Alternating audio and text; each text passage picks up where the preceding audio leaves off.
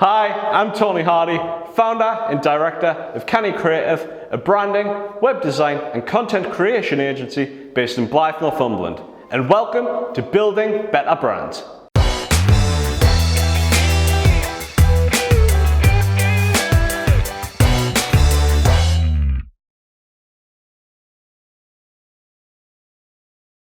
In today's episode, we're going to be looking at 5 of the biggest rebranding failures of all time. Branding is hard to get right, and sometimes even the largest corporations in the world end up pouring millions and millions of pounds down the drain. So let's dive in and find out where they went wrong. In 2010, during the busiest time of the year, Christmas, Gap decided it was a great opportunity to roll out their new rebrand. They'd used Helvetica, the typography looked quite smart, but then they'd used some sort of random fading blue square. It looked like it was dissolving off into the distance.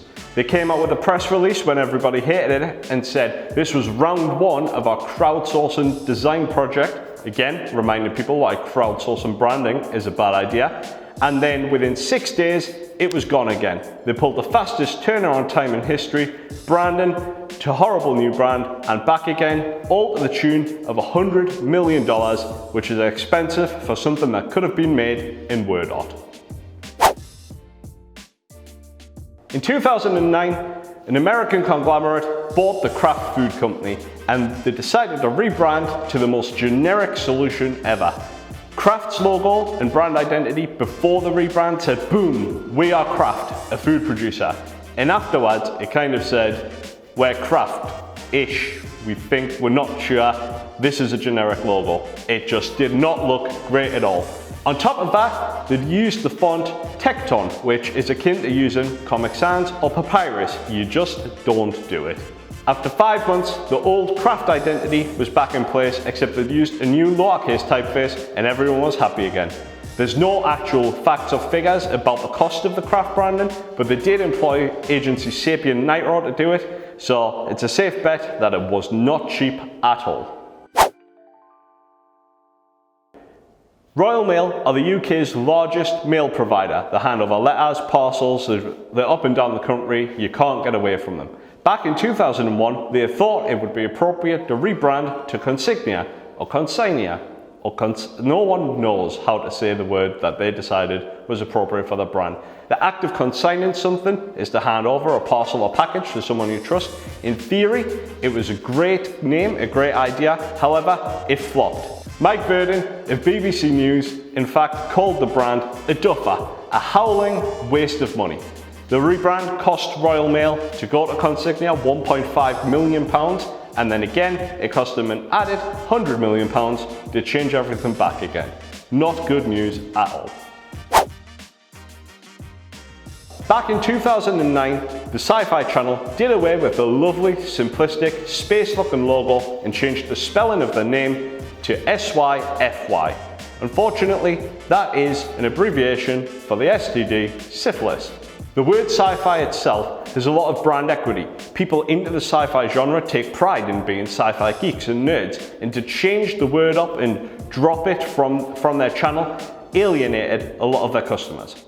There's no actual facts or figures out there about the cost of the sci-fi rebrand, but I can imagine that they lost a lot of their loyal fan base. Pepsi are a company we all know and are familiar with. They're the less successful brother of Coca-Cola.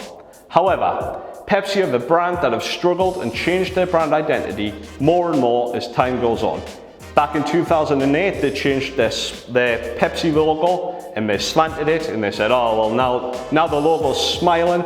I'm not buying that. It just was not a good rebrand at all. They literally rotated the logo mark 30, 40 degrees. The agency responsible then put out a logo design guideline, which we'll link to below, and it is just complete and utter nonsense. The issue Pepsi are facing is to keep bringing in pop stars, football stars, sports stars, and still they don't manage to connect in the same way Coca-Cola do. Over the years, they've had 5, 10 different styles of logo. For me, they were closest back in the 70s and 80s. They had something really strong, striking, and a far cry from what Coca-Cola looked like. Now, however, they've diluted the identity beyond belief, and it just looks like yet another generic brand identity solution. The supposed cost of the Pepsi rebrand was $1.2 billion over 3 years, and in my opinion, there's a much better way of spending billions and billions of pounds. So branding isn't easy to get right.